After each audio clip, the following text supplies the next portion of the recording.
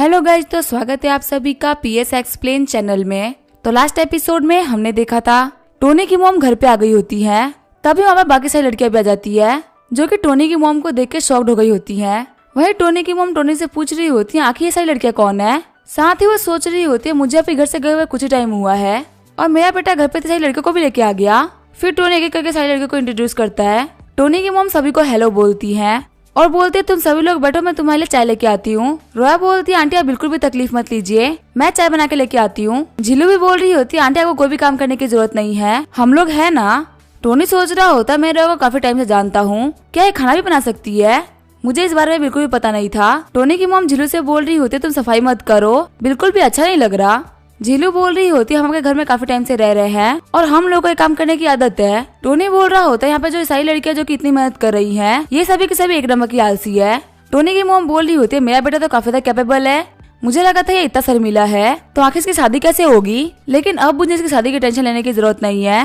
Tony सोच रहा होता है सेम काम डैड ने किया है और वो गलत बन चुके हैं, क्या मॉम यहाँ पर डबल स्टैंडर्ड्स नहीं दिखा रही। टोनी और उसकी मॉम बात कर ही रहे होते तभी यहाँ पे पड़ोसी आ जाती है। पड़ोसी बोल रही होती है क्यों मई, क्या तुम वापस आ गई।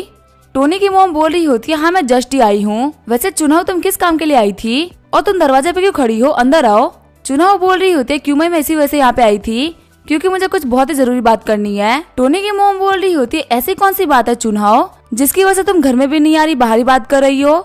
साथ ही क्यों मई सोच रही होती है बहुत ज्यादा मिस्टीरियस लग रही है। चुनाव बोल रही होती है क्यों मई तुम बहुत टाइम बाद में यहाँ पे आई हो, इसी वजह से तुम्हें नहीं पता कि विलेज में क्या क्या हो रहा है, विलेज फिलहाल बहुत बदल चुका है। क्यूमाई बोल रही होती है हाँ मैंने भी सुना है कि फेंटिया रियल एस्टेट करके कंपनी यहाँ पे आई है जो कि बेहद ही पावरफुल कंपनी है। चुनाव बोल रही होती है क्या तुम्हें फेंटियन के बारे में पता है, तो तुम्हें ये भी पता होगा कि वो हमारे टाउन के अंदर जमीनें खरीद रही है, जमीनों के बदले में जो हमें वो कोस्ट दे रहे हो बहुत ही ज्यादा है, इतनी वैल्यू हमें 10 साल बाद भी नहीं मिलेगी। टोनी की मॉम बोल रही होती है चुनाव क्या तुम मुझे मेरा घर बेचने के लिए बोल रही हो, मैं मानती हूँ कि मेरा पति एक औरत को लेके भाग गया है और मेरा बेटा भी पढ़ रहा है, लेकिन अभी हम लोग इस हालत में नहीं है कि हम लोग को अपना घर बेचना पड़े, हम एक नॉर्मल लाइफ तो जी सकते हैं, हमारे पास में इतना पैसा है। चुनाव बोल रही होती है मुझे गलत मत समझना, मैं ये नहीं बोल रही कि तुम्हारे पास में पैसा नहीं है, पर सिर्फ और सिर्फ अपनी रेगुलर लाइफ चलाने से कुछ भी नहीं होने वाला। जो टोनी है वो काफी ज्यादा बड़ा हो चुका है, उसकी शादी की उम्र हो चुकी है, आखिर तो अपने बेटे के लिए लड़की कैसे ढूंढोगी। तुम्हें पता ना टोनी की शादी के लिए घर, एक गाड़ी और ब्राइड पैच चाहिए। पेरेंट्स के तौर पे तुम्हारा फर्ज बनता है कि तुम्हारे बेटे के बारे में सोचो, वो यहाँ पे हमेशा बैचलर तो नहीं रह सकता ना।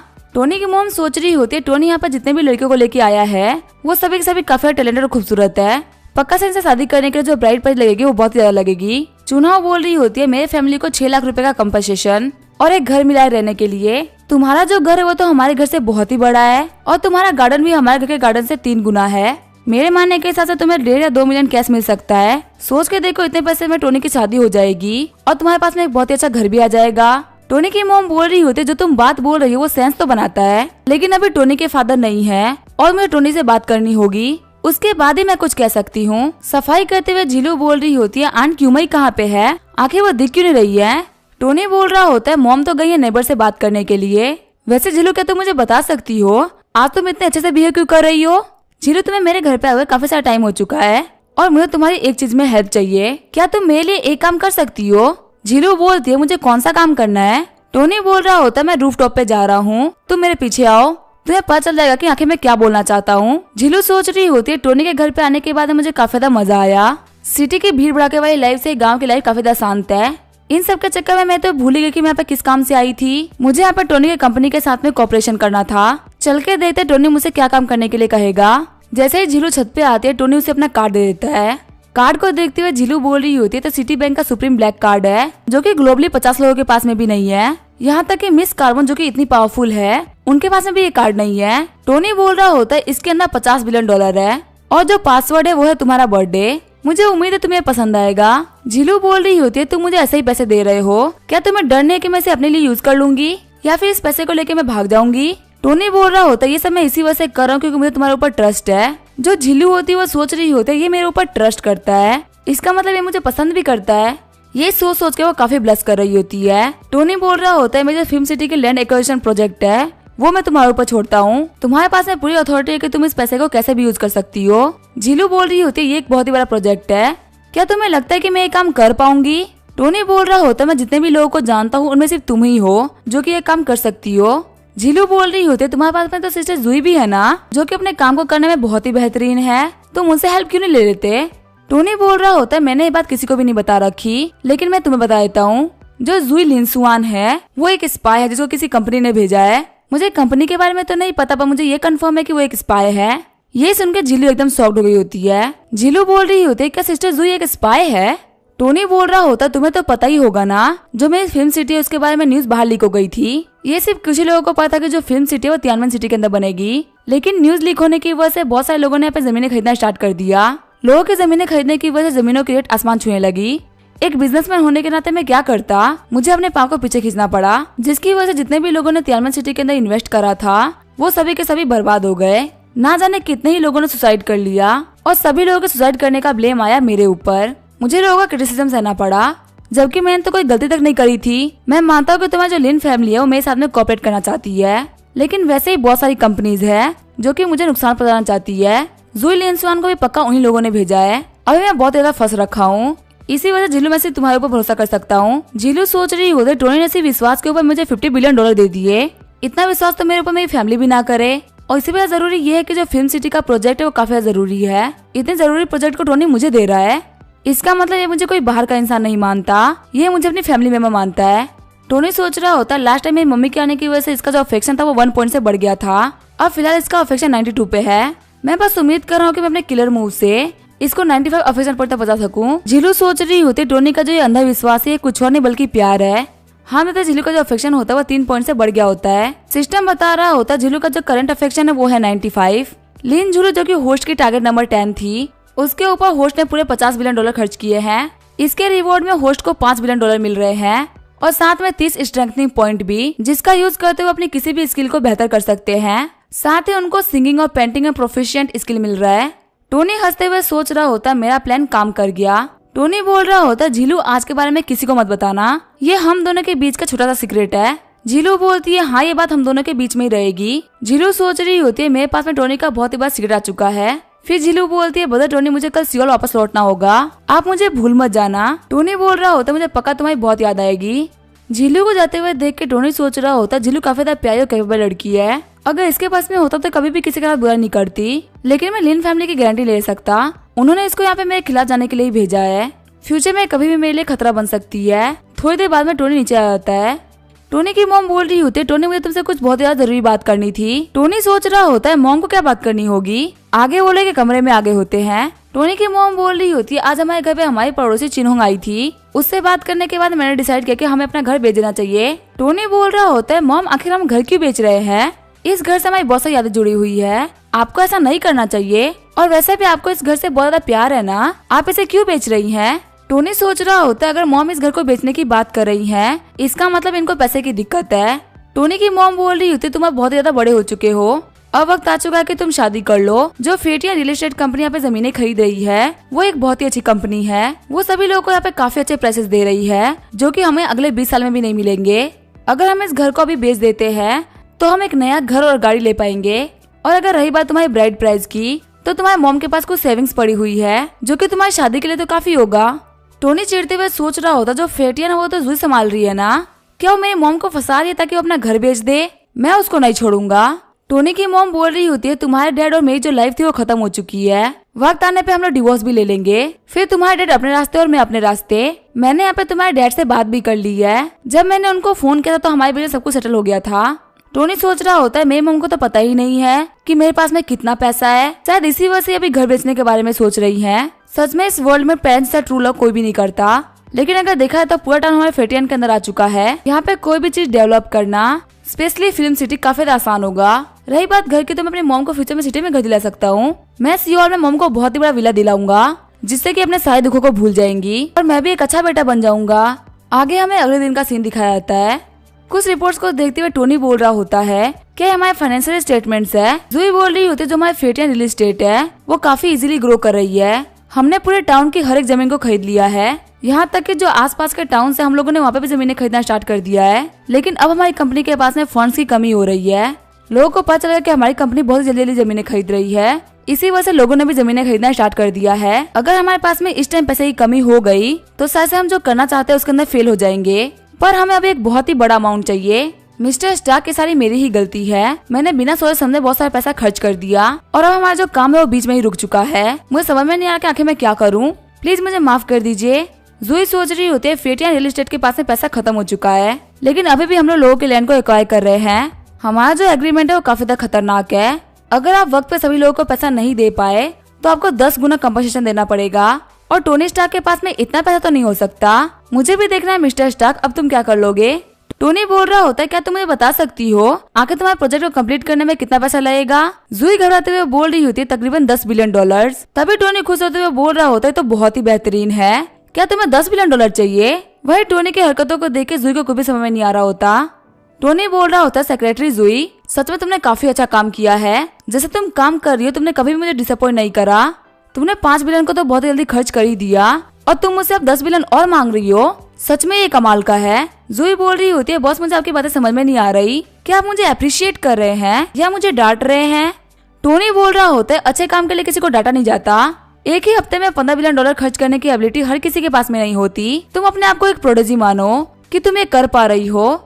जूही सोच रही होती है मुझे डर लग रहा है, शायद टोनी इतना पैसा सुन के पागल हो चुका है, इसी वजह से यहाँ पे कुछ ही बोले जा रहा है। टोनी पीछे मुड़ते हुए बोल रहा होता है मैं तुम्हारे टैलेंट को पहचान नहीं पाया, इसमें मेरी गलती है, तुम असल में एक बिजनेस टाइकून हो। टोनी सोच रहा होता है इसको लग रहा होगा कि मैं पागल हो चुका हूँ, लेकिन चाहे मेरा कितना ही नुकसान क्यों ना करा दे, लेकिन ये तो मेरा फायदा ही है ना। देखते आखिर कब तक मेरा नुकसान कराती रहती है। जूही घबराते हुए बोल रही होती है क्या सच में एक बिजनेस टाइकून हूँ, ये बात तो मुझे खुद ही नहीं पता थी। तभी जूही के फोन पे नोटिफिकेशन आता है कि आपके अकाउंट में $20 बिलियन क्रेडिट किए गए हैं। जूही सोच रही होती है इस बंदे ने $20 बिलियन भेज दिए, आखिर यहाँ पे सोच क्या रहा है।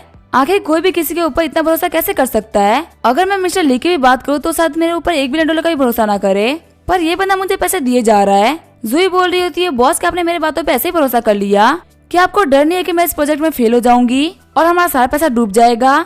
टोनी बोल रहा होता है नहीं मुझे बिल्कुल भी डर नहीं है, क्योंकि अगर तुम किसी को एम्प्लॉय रखने की हिम्मत करते हो तो तुम उसके ऊपर शक नहीं कर सकते और मैं ऐसे लोगों को बिल्कुल भी नहीं रखता जिसके ऊपर मुझे शक हो। अगर तुम मेरे लिए काम कर रही हो इसका मतलब तुम मेरे खास लोगों में से एक हो। टोनी की बातों को सुनकर जूही का जो अफेक्शन होता है वो लगातार बढ़ने लगता है। हम देखते जूही का जो अफेक्शन होता है वो -10 पॉइंट्स पे आ गया होता है। अफेक्शन पॉइंट्स को देखते हुए टोनी सोच रहा होता है इसने काफी अच्छी प्रोग्रेस करी है, चलो यहाँ पे मेरे $20 बिलियन का नुकसान नहीं हुआ। टोनी बोल रहा होता है सेक्रेटरी जूही आपको मेरा एक और काम करना है, प्लीज मेरे लिए एक कार प्रिपेयर करिए, मैं कल सियोल वापस जाने का सोच रहा हूँ। जूही सोच रही होती है अचानक से सियोल वापस क्यों जाना चाहता है, कहे तो नहीं कि सियोल में कुछ बहुत ही बड़ा करने का सोच रहा हो जिसके बारे में किसी को बताना नहीं चाहता। आगे टोनी अपने मॉम के पास में आ गया होता है और उसने वापस जाने वाली बात अपनी मॉम को बता दी होती है। टोनी की मॉम बोल रही होती है टोनी तुम अभी तो वापस आए थे, अभी तो तुम्हारे वेकेशन भी खत्म नहीं हुए, आखिर तुम जाने की बात क्यों कर रहे हो।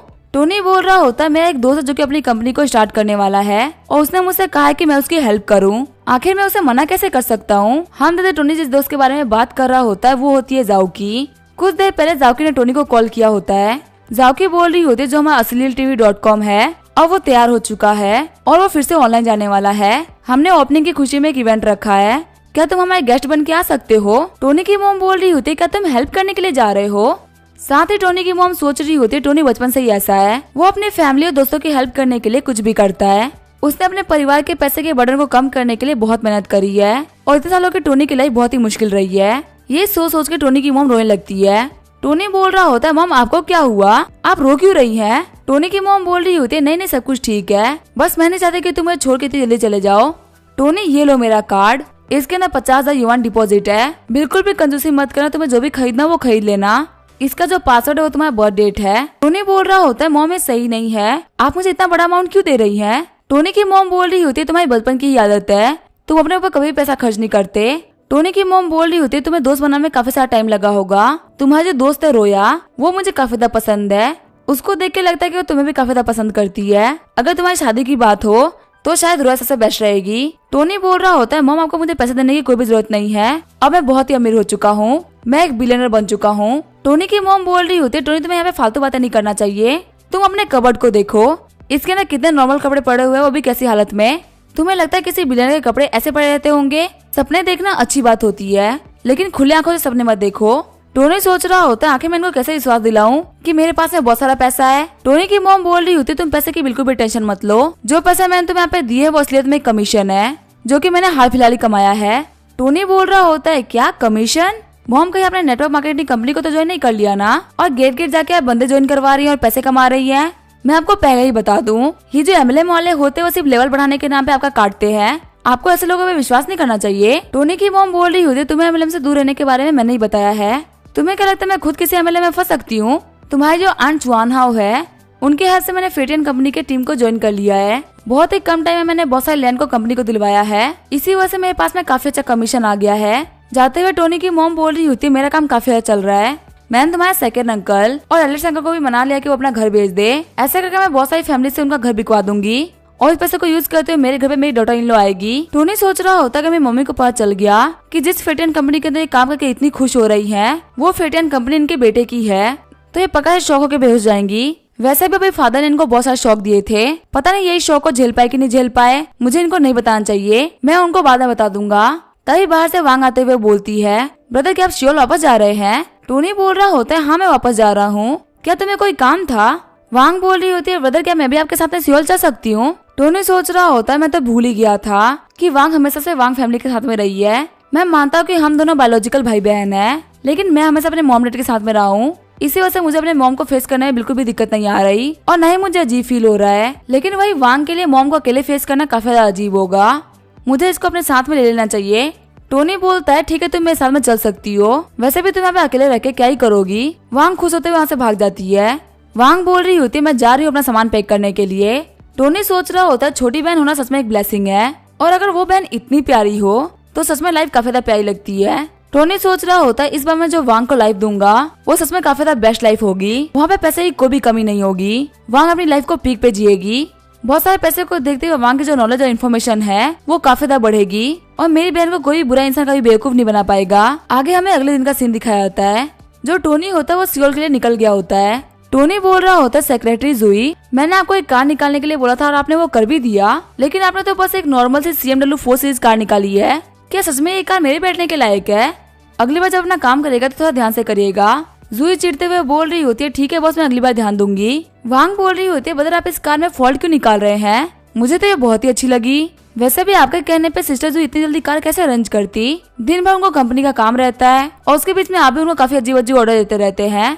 चलिए मुंह खोलिए और ऑरेंज खा लीजिए। टोनी बोल रहा होता है मेरी बहन बहुत ही अच्छी है। हम देते ये सुन के वांग की जो अफेक्शन होती है वो 5 पॉइंट से और बढ़ गई होती है और वहाँ के टोटल अफेक्शन है वो 70 पॉइंट तक पहुंच चुकी है। जुई चिढ़ते हुए सोच रही होती है ये एक बहुत ही बड़ा कमीना है, ये अपने ही बहन को एक सर्वेंट की तरह ट्रीट कर रहा है।